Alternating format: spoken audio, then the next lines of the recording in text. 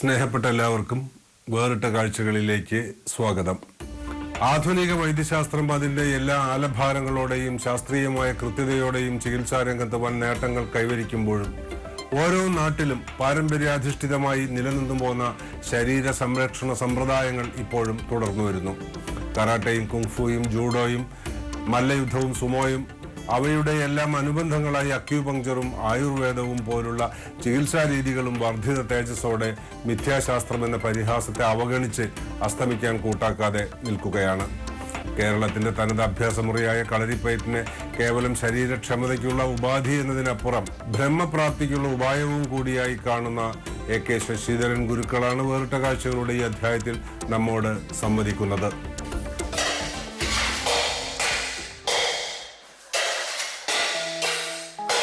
ഇത് കൂടുതലും തെക്കൻ സമ്പ്രദായമാണ്. പക്ഷേ എന്നാൽ മധ്യ കേരള സമ്പ്രദായം എന്ന് പറയുന്ന രീതി ഇതിനകത്തുണ്ട്. അതോടൊപ്പം തന്നെ ഞാൻ ഡെവലപ്പ് ചെയ്തെടുത്ത കുറച്ച് കാര്യങ്ങളും ഉണ്ട് ഇതിനകത്ത്. എന്നാൽ വടക്കൻ്റെ കുറച്ച് കാര്യങ്ങളും ഉണ്ട്. തെക്കും വടക്കും തമ്മിലുള്ള വ്യത്യാസം, വടക്കൻ കളരി സമ്പ്രദായം എന്ന് പറയുമ്പോഴത്തേക്ക് ഒരു അംഗം പയറ്റുകൾ, ഈ അംഗപ്പയറ്റുകളാണ് കൂടുതൽ, ചാടി മറിഞ്ഞ് ചാട്ടങ്ങളും അങ്ങനെയുള്ള. തെക്കൻ സമ്പ്രദായത്തിൽ കൂടുതലും സെൽഫ് ഡിഫെൻസിനാണ് പ്രാധാന്യം. ഒരു ശത്രു വന്നാൽ ഒന്ന് ഒഴിഞ്ഞാൽ അയാൾ വീണിരിക്കും. വളരെ വേഗതയേറിയ ഒരു രീതിയാണ്. അത് കാണാനൊന്നും ഒരു ഇത് കാണത്തില്ല. അത് നടന കല പോലൊന്നും വരത്തില്ല. കൂടുതൽ മർമ്മപ്രയോഗങ്ങളാണ് ഇത് തെക്കനിലുള്ളത്. ഇപ്പോൾ വടക്കൻ സമ്പ്രദായത്തിൽ വെറും കൈ എന്ന് പറയുന്നത് തന്നെ ഒരു 10-15 വർഷമൊക്കെ കഴിഞ്ഞ് മറ്റുള്ള കാര്യങ്ങൾ അഭ്യാസങ്ങളൊക്കെ കഴിഞ്ഞ് വന്ന ഒരാൾക്ക് അത് കൊടുക്കും. പക്ഷേ ഇവിടെ അങ്ങനെയല്ല. ഇവിടെ വന്ന് നമ്മൾ കളരി തുടങ്ങി 2-3 മാസം ആകുമ്പോൾ തന്നെ അവരെ മെയ്പ്പയറ്റ് ഞങ്ങൾ അഭ്യസിക്കും. അടിത്തട അങ്ങനെയൊക്കെയുള്ള കാര്യങ്ങൾ പഠിപ്പിച്ചു. പിന്നെ കുറച്ച് അങ്ങോട്ട് പോകുമ്പോഴത്തേക്കിന് ഈ മർമ്മത്തെ പറ്റിയും ഒക്കെ അങ്ങനെ പറഞ്ഞു പോകും. അതുകൊണ്ട് പെട്ടെന്ന് നമുക്ക് പഠിച്ചെടുക്കാൻ പറ്റും.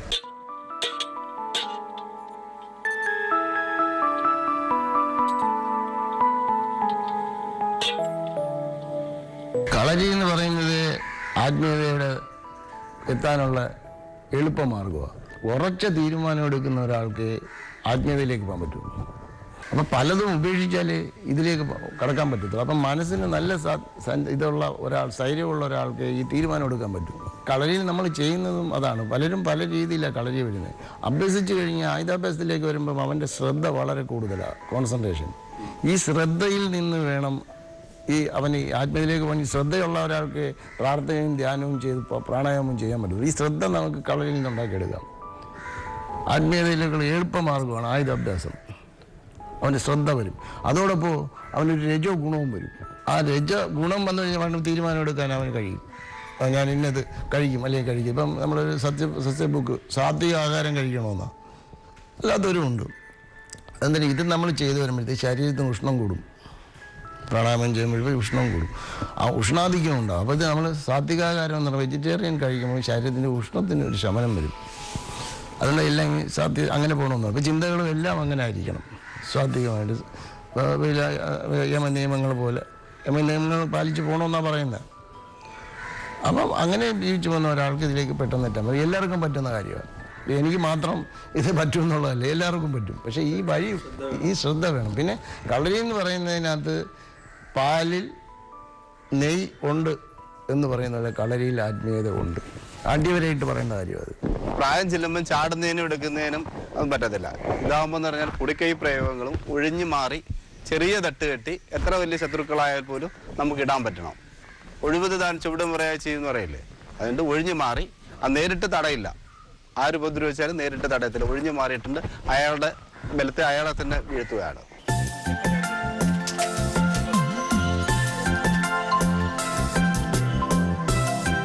കൊല്ലം ജില്ലയിൽ കന്നിമേൽ ചേരിയിൽ മൂലങ്കര ലക്ഷ്മിയുടെയും കായംകുളം മെലിഞ്ഞുമുട്ടിൽ കൃഷ്ണന്റെയും 6ാമത്തെ മകൻ ശശിധരൻ മെട്രിക്കുലേഷൻ കഴിഞ്ഞ് കുടകിലെ സിദ്ധാർപൂരിൽ സഹോദരി ഭർത്താവിന്റെ പ്രസ്സിൽ പണിയെടുക്കുന്ന കാലത്താണ് കയ്യാങ്കളിയുടെ ആദ്യ ചുവടുകൾ പഠിച്ചത്. തിരുനെൽവേലിക്കാരൻ വർഗീസ് ആശാനായിരുന്നു പ്രഥമ ഗുരു. പിന്നീട് അയൽവാസിയായിരുന്ന പ്രകാശൻ ഗുരുക്കൾ, കോട്ടരഴികത്ത് കുമാരനാശാൻ, കോവളത്തെ വള്ളാർ അഹമ്മദ് കുഞ്ഞാശാൻ, ഇരവിപുരം ഗോകുലാശ്രമം മഠാധിപതി സുകുമാരാനന്ദ സ്വാമിജി, പോത്തൻകോട് പൂന്തുറ ആശ്രമത്തിലെ പത്മനാഭസ്വാമികൾ തുടങ്ങിയവരിൽ നിന്ന് ഉപരിപഠനവും മർമ്മ ശാസ്ത്രാദി കലകളും പഠിച്ചു. അതോടെ മെയ്യഭ്യാസം ശരീരത്തെ മാത്രമല്ല മനസ്സിനെയും വരുതിയിൽ നിർത്തുമെന്ന് ബോധ്യപ്പെട്ട ശശിധരൻ കളരിയെ തന്നെ തന്റെ തട്ടകവും ജീവിതവൃത്തിയുമായി സ്വീകരിക്കാനും തീരുമാനിച്ചു. ഇന്ന് കടപ്പാക്കടയിലുള്ള ശ്രീ ഗുരുദേവ് കളരിയൻ മർമ്മ മസാജ് സെന്റർ അറിയപ്പെടുന്ന ഒരു പ്രാണ ചികിത്സാ കേന്ദ്രമാണ്.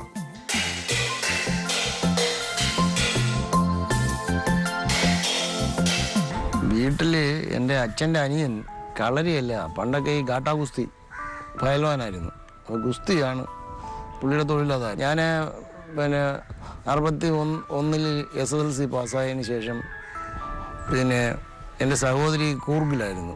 ഞാനങ്ങ് കർണാടകയിൽ പോയി. അവിടെ അങ്ങനെ നിൽക്കുമ്പോഴത്തേക്ക് ഒരു യാദൃച്ഛമായിട്ട് ഒരു ടൗണിൻ്റെ ഒരിടത്ത് വെച്ചിട്ട് ഒരു പുരുഷനും ഒരു സ്ത്രീയും 10-50 ആളുകളുമായിട്ട് അടി നടക്കുക. ഇവർ നടുക്ക് നിൽക്കുന്നു, മറ്റുള്ളവർ ചുറ്റും നിന്ന് അവരെ ഉപദ്രവിക്കുന്നു. പക്ഷേ ഉപദ്രവിക്കാൻ ചെല്ലുന്നവരൊക്കെ വീഴുക. അപ്പോൾ ഈ കുറേ നേരം ഞാനങ്ങനെ നോക്കി നിന്നു. ചേട്ടാ, ഇത് രണ്ടുപേരും ഒന്നും ചെയ്യാൻ പറ്റുന്നില്ലോ, ഇത്രയും ആളുകൾ നിന്ന് ഉപദ്രവിച്ചിട്ട്. അങ്ങനെ അത് കഴിഞ്ഞ് എൻ്റെ മനസ്സിൽ അതങ്ങ് തട്ടിക്കഴിഞ്ഞ് ഞാൻ വീട്ടിൽ ചെന്ന് എൻ്റെ ചേച്ചിയെടുത്ത് പറഞ്ഞു, ചേച്ചി ഞാനിങ്ങനെ ഒരു കാര്യം കണ്ടു ശുദ്ധാപുരത്ത് വെച്ച്. അത് ഭയങ്കരമായിട്ട് തോന്നി എനിക്കെന്ന് പറഞ്ഞു. ഇങ്ങനെ പറഞ്ഞു കഴിഞ്ഞപ്പോൾ അടുത്ത ആഴ്ച അപ്പോൾ ഈ കക്ഷിയെ ഞങ്ങളുടെ വീട്ടിൽ വന്നു. അപ്പോൾ വീട്ടിൽ വന്നപ്പോഴത്തേക്കും കണ്ടപ്പോൾ ഞാനന്ന് പിന്നെ ചേച്ചിയോട് പറഞ്ഞു, ചേച്ചി ഇങ്ങനെ ഇതറിയാം, എന്നെ ഒന്ന് പഠിപ്പിക്കുമെന്ന് ചോദിക്കാൻ പറഞ്ഞു.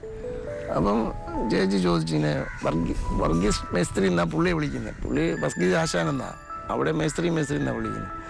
അങ്ങനെ അതിനെന്താ പഠിപ്പിക്കാം. പുള്ളി ആദ്യം പഠിപ്പിച്ചിരുന്ന ഈ കമ്പ് പ്രയോഗമാണ്. പുലി അംഗം എന്ന് പറയുന്ന വടി വീശൽ, പിന്നെ കുറച്ച് പിടിമുറകൾ, അങ്ങനെയൊക്കെയുള്ള കാര്യങ്ങളാണ് എന്നെ ആദ്യം യാദൃച്ഛികമായിട്ട് അങ്ങ് പഠിക്കുന്നതാണ് ആ കാലഘട്ടത്തിൽ.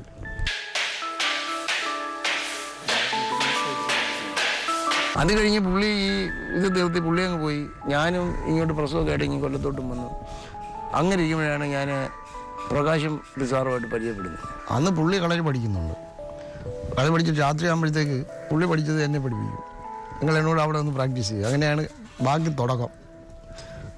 പ്രകാശം സാറുമായിട്ട് ഞങ്ങൾ രണ്ടും കൂടെ നിന്ന് ചെയ്താണ് കളരി തുടങ്ങുന്നത് യഥാർത്ഥത്തിൽ. എനിക്ക് ഇത് പഠിച്ചതിന് ശേഷം കുറച്ച് ധൈര്യം കൂടിയിട്ടുണ്ട്, പിന്നെ ക്ഷമയുണ്ട്. ഇടയ്ക്ക് അടിയൊക്കെ കൂടുമ്പോഴത്തേനും നല്ല കണക്കെടുത്തിട്ട് ഇടിക്കും. എല്ലാവർക്കും പേടിയും. ഈ കാലഘട്ടത്തിൽ വളരെ ആവശ്യമായിട്ടുള്ള കാര്യം ഇതൊക്കെ. ശരീരമാദ്യം ഖലു ധർമ്മസാധനം എന്ന പ്രഖ്യാത വാക്യത്തിന്റെ അന്തസ്സത്തയാകെ സ്വാംശീകരിച്ചിട്ടുള്ള ഗുരുക്കൾ ശിഷ്യരിലേക്ക് പകരാൻ ശ്രമിക്കുന്നത് പ്രതിരോധത്തിനുള്ള ആയോധന മുറകൾ മാത്രമല്ല, അദ്ദേഹം അവരെ ആത്മീയ മാർഗത്തിലേക്ക് ഉപനയിക്കുക കൂടി ചെയ്യുന്നു. ചിതയോഗവും ശിവയോഗവും ഭൂതശാസ്ത്രവും സിദ്ധവൈദ്യ തത്വങ്ങളും ശരീരത്തെ അതിന്റെ ആദിമ തൃഷ്ണകളിൽ നിന്ന് മോചിപ്പിക്കുമെന്നും മോക്ഷപ്രാപ്തിയിലേക്കുള്ള മാർഗം നിർദ്ദേശിക്കുമെന്നും ഈ മർമ്മജ്ഞാനി വിശ്വസിക്കുന്നു. ശ്രദ്ധ, വിനയം, ക്ഷമ, സാത്വിക ചിന്ത എന്നിത്യാദി സദ്ഗുണങ്ങൾ തന്റെ ശിഷ്യരിൽ ചിരസ്ഥായിയായി നിലനിൽക്കണമെന്നും അദ്ദേഹം ആഗ്രഹിക്കുന്നു.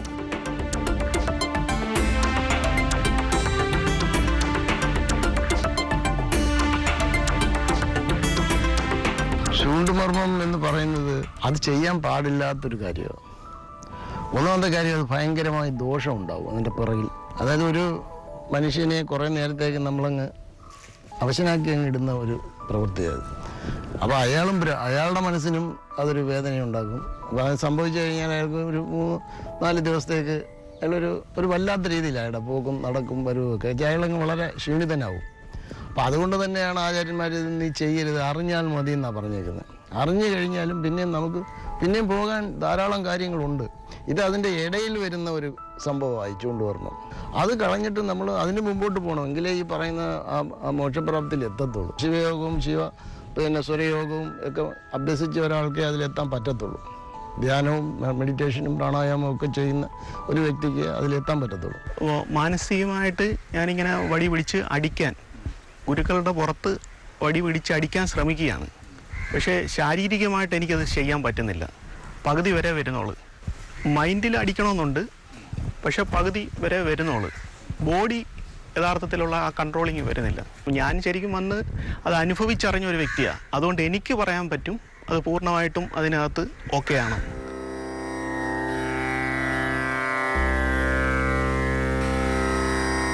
ചൂണ്ടും മർമ്മം എന്ന് പറയും നമ്മളത് ഉപയോഗിക്കും. നമുക്ക് അങ്ങനെ ഒരു ആവശ്യം വന്നാൽ ഉപയോഗിക്കാം എന്നുള്ളതേ ഉള്ളൂ.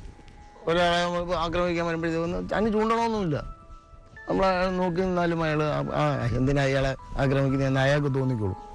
അയാൾ എന്നെ തിരിച്ച് പൊക്കോളും. അത് അങ്ങനെ ഒരു അവസ്ഥയാണ്. അത് അങ്ങനെ നമുക്ക് ആരെയും ഇത് ചെയ്യേണ്ട കാര്യമില്ല. അപ്പം നമ്മൾ നോക്കുമ്പോൾ തന്നെ അയാൾക്ക് മനസ്സിലാവും ഇയാളെ ഒന്നും ചെയ്യേണ്ട, നമുക്കങ്ങ് പോവാം എന്ന് അയാൾക്ക് തോന്നുന്ന ഒരു ഫീലിംഗ് അയാൾക്ക് ഉണ്ടാവും.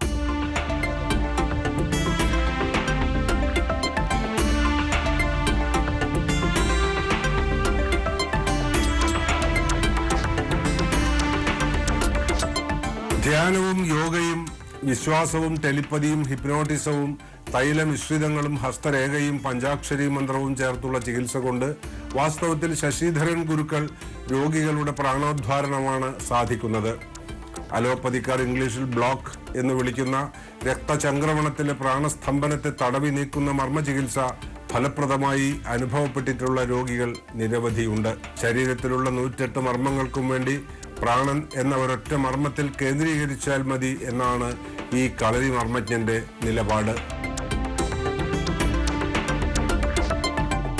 മർമ്മം എന്ന് നമ്മൾ ഉദ്ദേശിക്കുന്നത് പ്രാണന്റെ തങ്ങി നിൽക്കുന്ന സ്ഥലങ്ങൾ, ചാലുകൾ, ചുഴികൾ, ഈ ജോയിന്റുകൾ, അങ്ങനെയൊക്കെയുള്ള. അഗസ്ത്യ ആചാര്യൻ പറഞ്ഞിരിക്കുന്ന 107-108 മർമ്മമാണ് പറയുന്നത്. പക്ഷെ ഞാൻ എൻ്റെ ഇത്രയും കാലത്തെ എൻ്റെ ഈ പരീക്ഷണവും പ്രവൃത്തി അനുസരിച്ച് ഞാൻ പറയുന്നത് മർമ്മം എന്നുള്ളത് ഒന്നേ ഉള്ളൂ, അത് പ്രാണനാണ്. പ്രാണൻ എവിടെയൊക്കെ ഉണ്ട് അവിടെയൊക്കെ മർമ്മമുണ്ട്. എൻ്റെ ഒരു കൺസെപ്റ്റ് അങ്ങനെയാണ്. അപ്പോൾ നമ്മളിപ്പോൾ ഒരു അസുഖമായിട്ട് വരുന്ന ആളിനെ നമ്മളിപ്പോൾ നടുവിന് അസുഖമായിട്ട് വരുന്നുണ്ടെങ്കിൽ നടുവിൽ മാത്രമല്ലല്ലോ നമ്മൾ ചെയ്യുന്നത്. പ്രാണൻ എവിടെ നിന്ന് വരുന്നു, ആ പ്രാണൻ എവിടെ നിൽക്കുന്നു, അപ്പോൾ അത് നമ്മൾ കല നോക്കും. അത് ചികിത്സയ്ക്ക് എങ്ങനെയുണ്ട്, അമൃതകല, വിഷകല എന്ന് പറയുന്ന 2 കലയുണ്ട്. അപ്പോൾ അമൃതകല, വിഷകല എന്ന് വെച്ചാൽ ഇപ്പോൾ പ്രാണൻ്റെ സഞ്ചാരം എങ്ങനെ, ആ രക്തത്തിൻ്റെ ഒഴുക്ക് എങ്ങനെ, അത് വളർപ്പുറയിൽ എങ്ങനെ, തേഴ്പുറയിൽ എങ്ങനെ, അത് നോക്കിയിട്ടാണ് നമ്മളിത് ചെയ്യുന്നത്. അപ്പോൾ പ്രാണനെ കൊണ്ടുവന്ന് പ്രാണൻ്റെ സഞ്ചാരം ഇല്ലാത്തടത്ത് കൊണ്ടുവന്ന് അതിനെ നേരെയാക്കി എടുക്കുക. അപ്പോൾ നമ്മൾ ആ പ്രാണൻ്റെ വഴി മൊത്തം നമ്മൾ തടയണമല്ലോ. അതിനാണ് നമ്മൾ ഈ മർമ്മചികിത്സ എന്ന് പറയുന്നത്. ഇപ്പോൾ ഒരിടത്ത് തുടങ്ങുന്ന അടുത്തൊരു മർമ്മത്തിലും കൂടെ അതിൻ്റെ ഇത് വരും. അപ്പോൾ നമ്മൾ കൈ ഓടി അങ്ങനെ തന്നെ വന്ന് പ്രാണനെ കൊണ്ട് വിടുക ചെയ്യുന്നു. പ്രാണനെ കൊണ്ട് വിടുകയാണ്. അപ്പം മർമ്മം ഒന്നേ ഉള്ളത് പ്രാണനാണ്. അതെവിടെ തടയുന്നു അവിടെ അത് കൊണ്ടുവന്ന് വിടുന്ന ജോലിയായി മർമ്മ മസാജ്. ഏറ്റവും ആദ്യം എൻ്റെ മകന് തന്നെ ആയിരുന്നു കുഴപ്പം. അവന് ഈ പറഞ്ഞ പോലെ ബൈക്ക് ഓടിക്കുമ്പോഴുള്ള ഒരു ബുദ്ധിമുട്ട്, അവന് ബൈക്ക് കൂടുതൽ ഓടിക്കാൻ പറ്റാത്തൊരവസ്ഥ. അതിനു മുമ്പ് ഈ കളരി അഭ്യാസ സമയത്തും ഒരു കാലിനൊരു കുഴപ്പമുണ്ടായി. അപ്പം ഈ സമയത്ത് രണ്ടും വളരെ നിസ്സാരമായിട്ട് ഒരു ദിവസത്തെ പോലും ഇല്ലായിരുന്നു കാലിൻ്റെ പ്രശ്നം തീർക്കാൻ. അദ്ദേഹം അത് പിടിച്ചിട്ട് ആ കാല് വീശി അടിച്ച സമയത്ത് സംഭവിച്ചതാണ്. അത് നിസ്സാരമായിട്ട് അതിലാണ് ഞങ്ങൾക്ക് വിശ്വാസം തുടങ്ങിയത്. പിന്നെ അതിന് ശേഷമാണ് അത് പിന്നെ ഒത്തിരി കാലം കഴിഞ്ഞാണ് ബൈക്കിലെ പ്രശ്നം ഉണ്ടായത്. അതും സാറിൻ്റെ അടുത്ത് എത്തിയപ്പോഴാണ് അവനെ സംബന്ധിച്ചത് ഇപ്പം ബൈക്ക് ഓടിക്കുന്നതിന് ബുദ്ധിമുട്ടില്ല. പ്രധാനമായിട്ട് വരുന്നത് സ്ത്രീകൾ കൂടുതൽ വരുന്നത് നടുവേദനയും ഇപ്പോഴൊക്കെയാണെങ്കിൽ മുട്ടുവേദനയാണ് ഒരുപാടും. അത് അമ്മമാർക്കൊക്കെ അതാണ് പ്രധാനം. ഈ നടുവേദന മിക്കവാറും വരുന്ന ഓപ്പറേഷൻ പറഞ്ഞതിന് ശേഷം വരുന്നവരാണ്. ഇപ്പോഴും നമ്മൾ മരുന്ന് കൊടുത്തെടുത്തേക്കുന്ന ഓപ്പറേഷൻ പറഞ്ഞിട്ട് അവിടെ നിന്ന് വരുന്നവരാണ്. അപ്പോൾ യഥാർത്ഥത്തിൽ അതിൻ്റെ ഓപ്പറേഷൻ കാര്യമില്ല. ഇപ്പം നമുക്ക് അയാളെ നോക്കുമ്പോൾ അറിയാം, അയാളുടെ കൈയുടെ രേഖ നോക്കുമ്പോൾ അറിയാം ഇയാൾ വീഴുന്നിട്ടുണ്ടോ. ഈ നടുവിന് വീണിട്ടുണ്ടെങ്കിൽ അയാളുടെ കൈരേഖയിൽ അറിയാം അയാൾ വീണിട്ടുണ്ടെന്ന്. അപ്പം ഏത് സമയത്ത് എത്ര വയസ്സ് വീണിട്ടുണ്ടെന്ന് പറയാൻ പറ്റും. അത് വീണ് കഴിഞ്ഞാൽ മർമ്മമാണെങ്കിൽ അത് അവിടെ ഇരുന്ന് വിളയും. വീഴ്ച മർമ്മത്താണെങ്കിൽ അതിൽ നിന്ന് വിളഞ്ഞൊരു 10-15 കൊല്ലം കഴിയുമ്പം വജ്രം പൊട്ടുന്നത് പോലെ ഈ മർമ്മം വിളഞ്ഞ് പൊട്ടുമ്പോഴാണ് രോഗമായിട്ട് വരുന്നത്. പൊട്ടുന്നത് പറഞ്ഞാൽ പൊട്ടുകയല്ല, എക്സാമ്പിൾ ആ മർമ്മം മൂക്കും അവിടെ ഇരുന്ന്. അപ്പോഴേ നമ്മൾ അറിയത്തുള്ളൂ.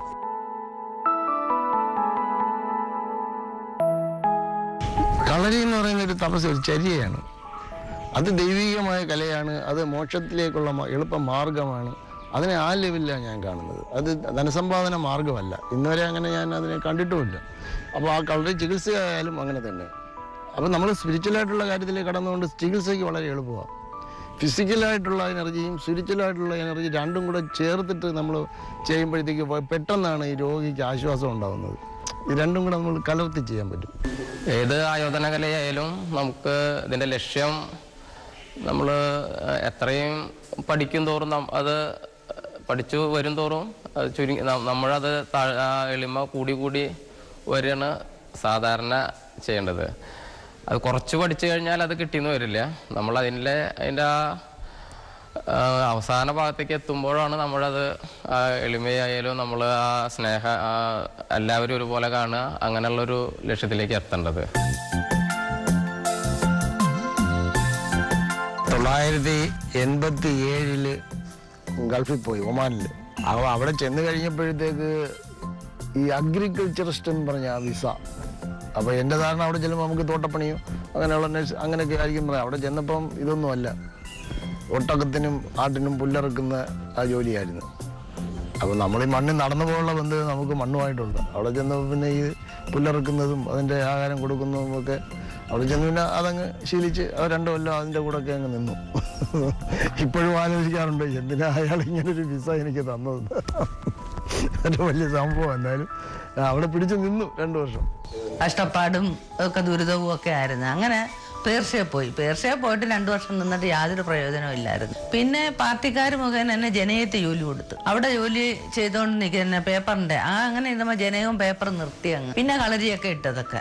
അതിന് പിന്നെ കൊല്ലത്ത് പ്രസ്സിൽ പോകുമായിരുന്നു. ഇപ്പം നമുക്ക് ഇത്ര ബുദ്ധിമുട്ടൊന്നും ഇല്ലാതെ കാര്യങ്ങളൊക്കെ നടന്നു പോകുന്നുണ്ട്. നല്ല എന്തെങ്കിലുമൊക്കെ ചികിത്സകളൊക്കെ ചെയ്യുന്നത് കൊണ്ട് ആളുകൾ വരും, അവർക്കതിൽ നിന്ന് ഭേദം ആവുന്നുണ്ട്. അതുകൊണ്ട് പിന്നെ അറിഞ്ഞു കേട്ട് പിന്നെയും വല്ലവരും ഒക്കെ വരുന്നത് കൊണ്ട് ഈ കാര്യങ്ങളൊക്കെ നടന്നു പോകുന്നു. വീട്ടിലാരും അങ്ങനെ രാഷ്ട്രീയമായിട്ടൊന്നും പ്രവർത്തിച്ചവരാരുമില്ല.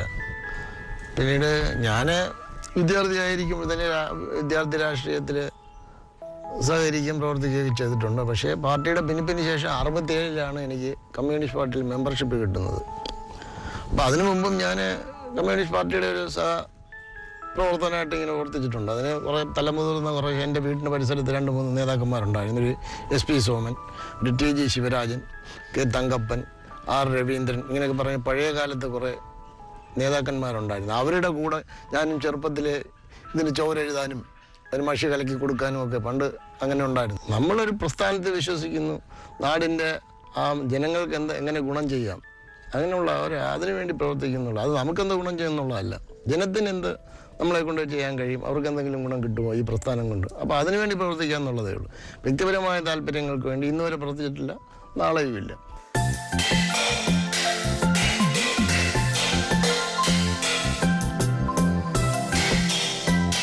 മറ്റു പല ക്ലാസിക് കലാരൂപങ്ങളെയും പോലെ കളരിയും ഒരു ദൃശ്യകലയായി പരിണമിച്ചപ്പോൾ അതിന്റെ ആഴത്തിലുള്ള പഠനവും ധ്യാന മനനങ്ങളും ഇല്ലാതായി എന്ന് സപ്തതി കടന്ന ഏതൊരു ഗുരുവിനെയും പോലെ ശശിധരൻ കുരുക്കളും സങ്കടപ്പെടുന്നു. മനുഷ്യർ നേർക്കുനേർ ഏറ്റുമുട്ടുന്ന യുദ്ധമുറകൾ വെറും കായിക വിനോദമായി മാറുകയും യഥാർത്ഥ യുദ്ധങ്ങൾ തോക്കുകളും ബോംബുകളും ഏറ്റെടുക്കുകയും ചെയ്തിട്ടുള്ള വർത്തമാനകാലത്ത് കളരിപ്പയറ്റ് കൂടുതലും ശരീര നിർമ്മിതിക്കുതകുന്ന കലാഭ്യാസമായാണ് ഭാവിയിൽ നിലനിൽക്കുക.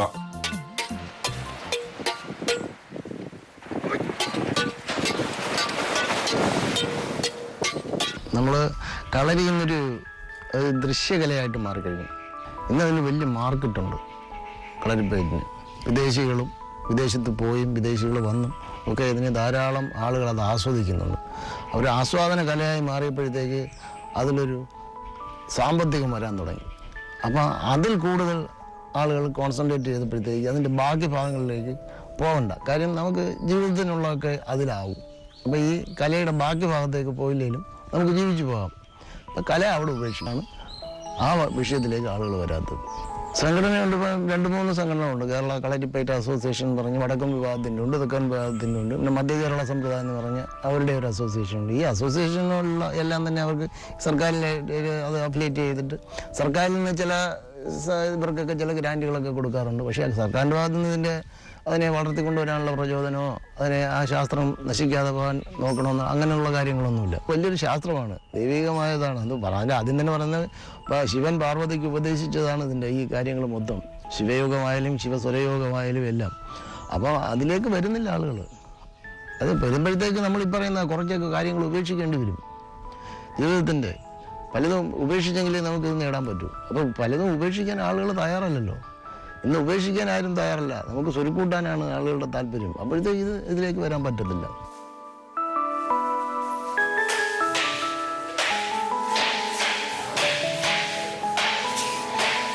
കളരിയിൽ സമ്പ്രദായത്തിൽ ഈ വഴിയിലേക്ക് ശിവയോഗത്തിലും ശിവസ്വരയോഗത്തിലേക്കും വരാൻ താല്പര്യമുള്ള ആളുകളെ അതിനെപ്പറ്റി പറഞ്ഞ് ബോധവാന്മാരാക്കി ആ വഴിയിലേക്ക് കൊണ്ടുപോകാനുള്ള ശ്രമത്തിലാണ് അതാണ് ഇപ്പോൾ ചെയ്യുന്നത്. എൻ്റെ കുട്ടികളെ ആയാലും മറ്റ് ഞാൻ ബന്ധപ്പെടുന്ന കളരികളിലായാലും ഒക്കെ ഇതാണ് ഞാൻ സംസാരിച്ച് ഇതിലേക്ക് എത്ര ആളുകളെ നമുക്ക് കൊണ്ടുവരാൻ കഴിയും, ഈ ആത്മീയതയിലേക്ക്. അതിനുവേണ്ടിയുള്ള ശ്രമമാണ് ഞാൻ ഇപ്പോൾ ചെയ്തുകൊണ്ടിരിക്കുന്നത്. അത് പൈസ വാങ്ങിയിട്ടല്ല, അവർ യോഗ്യരാണെങ്കിൽ അവരെ ഞാൻ ഇത് പഠിപ്പിച്ചിരിക്കും.